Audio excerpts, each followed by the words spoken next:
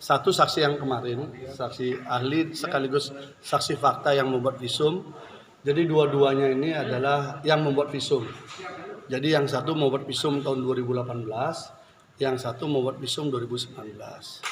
Dari keterangan saksi yang kemarin, yang sekarang datang lagi, yang visum 2019 membawa bukti rekam medis yang sudah diambil oleh kejaksaan. Nah, di dalam rekam medis itu terlihat catatan-catatan dan sebagainya yang membuktikan bahwa seakan isinya benar, kira-kira begitulah. Karena kan ada koreksi tuh, yang 2019 kan ada 2 visum, itu yang bukaan robekan ke angka 13 dan 69 sampai dasar itu. Nah, ternyata dari situ kemudian ada juga foto organ intim daripada korban. Nah, menjadi perdebatan kita adalah karena saksi korban waktu bersaksi kami tanya itu tidak pernah difoto, ya. Tetapi saksi ahli tadi mengatakan bahwa sudah izin untuk foto, itu satu. Tapi biarkan nanti itu menjadi catatan karena kan rekaman saksi korban kan ada.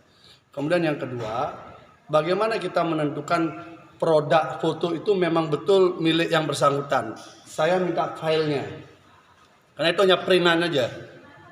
Langsung dikatakan filenya dihapus. Saya bilang ini ada nomor HP-nya Samsung S10. Saya minta udah HP-nya saja. Kita akan datangkan ahli digital forensik untuk membuka data itu benar nggak. Foto itu diambil di waktu yang sama dengan waktu di visum. Dia katakan hilang. Jadi susah kita mengejar alasan lupa dan hilang. Dihapus, pertama lupa, dihapus, hilang. Nah, ini membuat kita kesulitan untuk membuat memverifikasi apakah validitas rekam medik ini memang baru dibuat atau memang sudah lama, ya. Kemudian foto yang organ intim itu apakah milik yang bersangkutan atau milik orang lain atau memang diambil pada saat itu atau setelah itu. Yang pasti saksi korban di depan persidangan mengatakan tidak pernah diambil fotonya. Itu saya sudah tanya lebih awal sebelum saksi ini akan hadir. Berarti jadi itu sinkron, ya? Itu tidak sinkron antara korban dan keterangan. Ya, artinya tidak sinkron dia. Nah, tapi apapun itu kita hargai sebagai sebuah bukti. Nah, saksi yang kedua ini validitas soal visum tahun 2018. Saya tanya, bagaimana SOP untuk membuat visum? Pertama harus ada korban yang melapor ke polisi. Kemudian polisi membuat surat dan sebagainya. Nah, korban ini kan melapor 2019, Oktober 2019. Visumnya itu Agustus 2018. Jadi setahun lebih awal visumnya dibandingkan korbannya melapor. Jadi ini menjadi perdebatan ini. Tapi alasannya karena polisi yang membawakan itu. Jadi dokter oke lah. Dokter tidak ngerti secara teknis laporan polisi. Tetapi secara pro justisia bahwa korban itu adalah baru divisum setelah dia melapor. Karena rujukannya kan ada pro justisia. Nah, tetapi ini setahun sebelum itu. Gitu. Jadi ini yang kita temukan. Dan saya katakan kepada saksi ahli yang visum 2019, jangan dong dikit-dikit langsung lupa, tidak ingat, kemudian dihapus, hilang. Itu kan cara-cara penghilangan jejak yang tidak bagus, yang menandakan kasus ini seakan sangat kuat rekayasanya gitu lah. Saya kira itu yang bisa saya dapatkan untuk kita dapatkan tadi di sidang. Dalam perspektif yang berbeda, ya. Mungkin JPU karena kemarin visumnya dianggap lemah, sekarang ada rekam medik dianggap lebih kuat kan begitu. Tapi rekam mediknya ini pun kita kan tidak tahu kapan ditulis. Orang yang bikin dia ini ketika kita konfirmasi silangkan, yang paling gampang kita silangkan kan foto organ intim itu karena dia pakai HP. Berarti kita bisa lacak jejaknya kan. Ketika kita mau lacak jejaknya, dia bilang filenya udah kami hapus. Oke, hapus, oke lah. Oke, kalau itu HP-nya bawa sini, bawa ke sidang. Kita akan datangkan ahli digital forensik. Dia bilang HP-nya juga hilang. Ya sudah, kalau udah begitu kan sempurnalah penghilangan jejak semuanya kan. Ini yang kami dapatkan. Gitu. Sampai Dan standarisasi, saya tanya standarisasi visum itu memang harus dengan foto, itu tidak ada. Itu inisiatif daripada masing-masing. Bang, menurut penilaian jenengan berarti lemah ya pembuktian dari beberapa. Nah, silahkan dinilai ya. Artinya visum itu kan alat bukti surat ya. Visum itu alat bukti surat, sehingga kalau alat bukti suratnya tidak memenuhi asas validitas, biasanya menurut saksi hukum pidana kemarin mengatakan itu harus diabaikan. Karena tidak hanya bentuk formal surat saja, tapi prosesnya juga jadi masalah. Coba kita kan tidak tahu ada foto organ intim siapa, kan harus kita cek. Oh ya sudah, kalau udah begitu kan sempurnalah penghilangan jejak semuanya kan. Ini yang kami dapatkan. Gitu. Sampai kan lemah. Dan standarisasi, saya tanya standarisasi visum itu memang harus dengan foto, itu tidak ada. Itu inisiatif daripada masing-masing. Bang, menurut penilaian jenengan berarti lemah ya pembuktian dari beberapa. Nah, silahkan dinilai ya. Artinya visum itu kan alat bukti surat ya. Visum itu alat bukti surat, sehingga kalau alat bukti suratnya tidak memenuhi asas validitas, biasanya menurut saksi hukum pidana kemarin mengatakan itu harus diabaikan.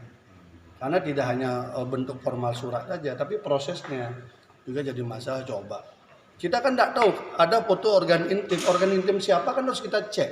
Oke, kalau gitu di tanggal ini dia diperiksa, di HP-nya kan ada rekamnya. Oke, dihapus, udah kita ikuti hapus, mana HP-nya, hilang.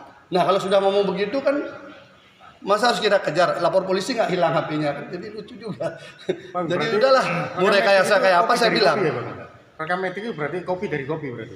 Enggak, artinya datanya seperti itu, pembuatan datanya seperti itu. Sampai saya bilang, tadi saksi ahli yang satunya mengatakan kami ini berada di dalam sumpah jabatan. Tidak mungkin kami melanggar. Saya bilang, banyak orang bersumpah, tapi juga hasilnya rekayasa. Otopsi di Jakarta kayak apa? Sumpah jabatan juga, hasilnya kan melanggar juga. Dan ini ya jangan kental sekali rekayasanya. Masa semua dokumen jadi hilang ketika mau dikonfirmasi? Bang, proses medis seperti itu dengan menggunakan foto HP itu memang diperkenankan? Itu tidak ada dalam standar. Saya tanya standar visum di ID ada nggak? Nggak ada. Itu inisiatif daripada masing-masing dokter.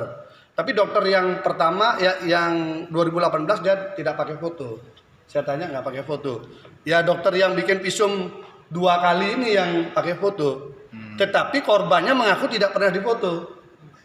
Itu masalah, makanya kita kejar. Itu foto itu organ intimnya siapa? Kita kan penasaran juga kan. Tapi katanya filenya dihapus, HP-nya hilang, ya dan lain sebagainya lah. Ya itulah potret beliau. Sampai sidang 15 ini yang merasa jadi korban itu berapa orang benarnya ini? Yang di dakwaan hanya 1. Oh, dakwaan 1. Bang, kalau saksi audit yang besok dihadirkan ada berapa dari siapa? Itu ada, ini ada namanya disebutkan di dalam dakwaan.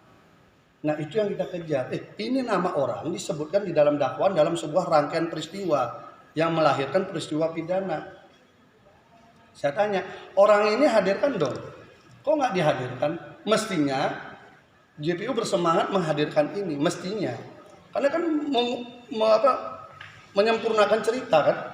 Tapi tadi dari JPU sudah selesai kan 16 saksi kalau dari JPU dan sekarang sudah gilirannya Pak Gede atau tim kuasa hukum untuk 15 saksi adik. Aturannya itu adalah apabila dia ada di dalam BAP, maka kewajiban JPU untuk menghadirkan atas permintaan kita. Tapi permintaan kita pun dasarnya jelas. Nama orang itu disebutkan di dalam dakwaan. Teman-teman bacalah di dalam dakwaan peristiwa yang kedua. Kan ada nama disebut itu. Nama itu nggak pernah dihadirkan. Kan aneh, saksi fakta tidak dihadirkan, saksi gosip banyak-banyak pakai baju LPSK. Ini apa gitu loh. Saya juga jujur aja saya komplain juga sama LPSK. LPSK segitu banyak dipakein seragam, semua testimonium diaudit tuh. Kemudian ada saksi fakta tidak dia urus. Kemudian ada staf ahlinya ikut-ikut bikin podcast menyerang klien kami. Ini LPSK sebagai apa gitu loh. Mau lembaga negara untuk melindungi saksi korban atau mau ikut membuat peradilan opini gitu loh. Itu saya juga sudah ada teman komisaris sana saya komplain juga. Kok begitu gitu loh. Misalnya dari pihak JPU kan merasa cukup untuk menghadirkan saksi dan dari nama yang ada dalam dakwaan tidak dihadirkan kan. Ya lucu lah. Drop peristiwa itu. Dengan untuk menghadirkan. Ya artinya itu harus di drop peristiwa itu. Berarti JPU sendiri tidak yakin dengan peristiwa itu kan. Dia nyebut nama orang terlibat di dalam proses itu. Ini orang mau diperkosa, ini ngaku dia dapat WA ancaman. Katanya ada si A dengar melihat WA itu. Ini tidak dihadirkan. Lalu dari si A ini kemudian dia minta tolong temannya mengantarkan korban ke lokasi. Ini tidak dipanggil juga. Nah, lalu orang yang mengantarkan ini menemukan kepada C. Si C ini juga nggak dipanggil. Terus bagaimana kita menceritakan peristiwa itu fakta gitu loh. Itu masalahnya, makanya akhirnya hakim meminta itu dihadirkan. Itu kan logika sederhana. Kecuali JPU yakin itu drop saja peristiwa yang kedua. Kalau JPU mendrop peristiwa kedua, kami nggak perlukan itu. Tapi karena JPU mau dipanggil juga. Nah, lalu orang yang mengantarkan ini menemukan kepada C. Si C ini juga nggak dipanggil. Terus bagaimana kita menceritakan peristiwa itu fakta gitu loh. Itu masalahnya, makanya akhirnya hakim meminta itu dihadirkan. Itu kan logika sederhana. Kecuali JPU yakin itu drop saja peristiwa yang kedua. Kalau JPU mendrop peristiwa kedua, kami nggak perlukan itu. Tapi karena JPU mengotot bahwa peristiwa itu ada, hadirkan dong orangnya. Masa orang yang terlibat itu dia tidak dihadirkan? Lalu orang yang mendengar cerita-cerita itu, yang istilah modernnya saksi gosip itu dihadirkan, kan lucu. Berarti Kamis nanti ada charge dari terdakwa Yang ada di dalam BAP. Oh, berarti Bukan yang kami hadirkan. Kami mungkin Senin baru menghadirkan saksi yang dari kami. berapa jumlahnya? Kami mungkin bisa 15 sampai 20 orang. Tapi lebih cepat lah. Dan Karena kami menceritakan pengalaman peristiwa itu, yang tahu-tahu peristiwa itu. Iya bang, dari 15 itu juga Mungkin 15-20 orang. Santri juga saksi yang meringankan. Macam-macam lah. Macam-macam lah. Hubungan sama saksi korban atau sama terdakwa apa? Apa ini? 15 sampai 20. Oh, nanti kan kita hadirkan, nanti kita tahulah. Yang penting menceritakan peristiwa itu, menjawab peristiwa dakwaan. Jadi gini loh, ini kalau kita bicara kasus di sini, itu dakwaannya apa? Kan ada kronologis tuh. Nah, kronologis itu fakta atau enggak? Kan itu aja sebenarnya. Kalau dia fakta, maka dia bisa didakwakan. Tapi kalau itu bukan fakta, berarti kan di downgrade dong. Masa orang dihukum karena peristiwa yang tidak ada gitu misalnya, kan lucu kan? Makanya kita ngotot ini dalam rangka membuka fakta sebenarnya. Orang mungkin JPU tidak mau menghadirkan, kami hanya bertanya, kalau memang nggak mau menghadirkan, kenapa namanya disebut dalam dakwaan? Kenapa dia punya peran di dalam proses akhirnya ada persetubuhan? Kan begitu. Ini kok nggak ada, kok nggak mau dihadirkan, ada apa? Itu aja sebenarnya.